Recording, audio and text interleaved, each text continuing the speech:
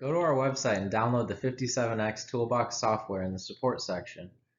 Please ensure that you have opened the battery compartment at the back of the reader and installed the supplied battery with the correct polarity. Replace the battery cover and check that the reader is working by depressing the red button on the front of the reader. A Trovan unique number will appear in the LCD screen. Open the Toolbox software. Connect the reader to the PC using the USB-A to mini cable that is provided with the reader. After connecting the reader, it should be detected automatically by the software. If not, check under Device Manager if the reader has been detected and the driver is correctly installed.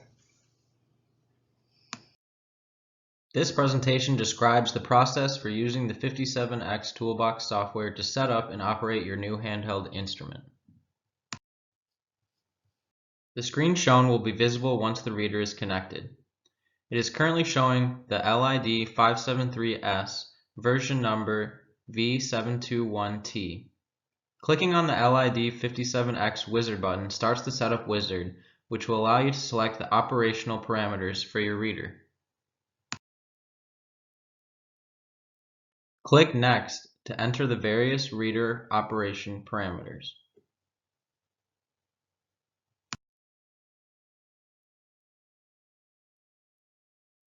The next screen allows you to select the transponder type.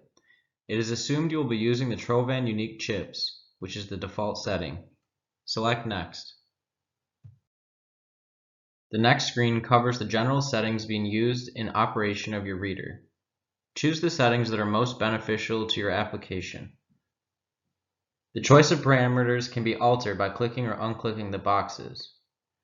You will also see some options regarding customer names, which should be checked. We will come back to custom name generation later. Now the Save Settings screen will appear. This screen allows you to save the scanned transponder identifications in the reader, which can be downloaded when you have finished scanning an entire batch. It is important to note that changing the save settings will erase all existing transponder readings that are being saved on the reader. This screen covers the communication settings. The Send ID by USB setting offers two options. The first option is USB COM port, which is intended for using the reader when attached to an online data collection software like Provantis or Zybian. Alternatively, the USB keyboard setting can be used when you prefer to send the readings to a spreadsheet like Excel or Notepad. When using the USB keyboard, you may want CR entered as a suffix to show it as a carriage return entry. You will also have the option to send ID by Bluetooth, which only applies if you are using the low energy Bluetooth instrument, which is not the case for this example. The checksum option near the bottom of the slide should only be used when there is a doubt about the validity of the transponder number being generated. This is not normally required to be checked during normal operation. The send, tag type, and shutdown after communication checks should be simple to understand. Click Next. The setup is now complete and the reader is ready for scanning while detached from the computer. Click Finish and the program will take you back to the first screen with options to continue to set up additional functionality like History Extractor or Custom Name Generator. You can detach the USB from the instrument and start to scan. To scan the transponder, press the red button twice and hold the top of the reader as close to the transponder position as possible. The reader will beep once to indicate it is scanning and then again when the transponder has been read successfully. The reader screen will confirm that transponder has been read and stored.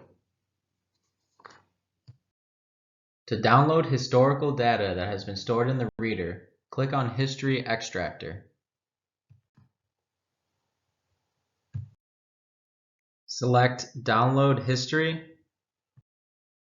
Now all of the saved historical data in the reader will be downloaded.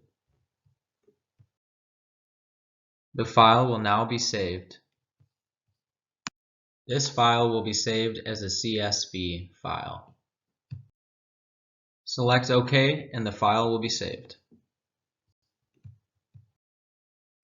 We will now look at the custom names functionality.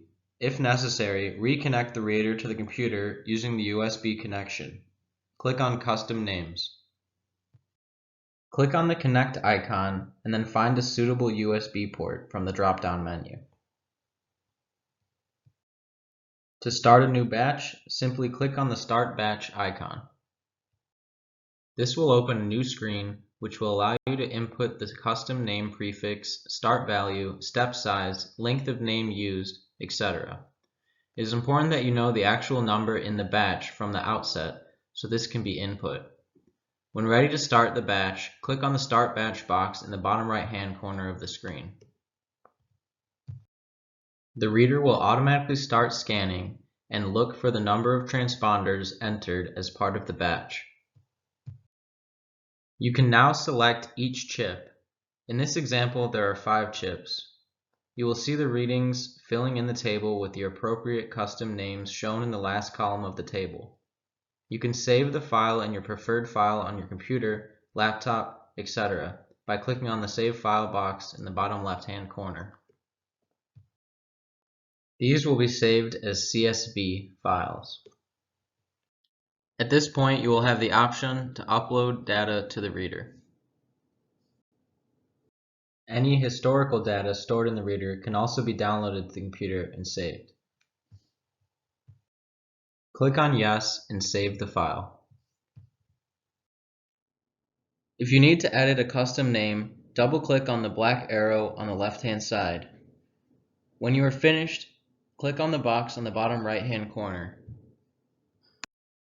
As the name suggests, the custom name uploader can be utilized to upload custom name files from your computer. Click on Custom Name Uploader.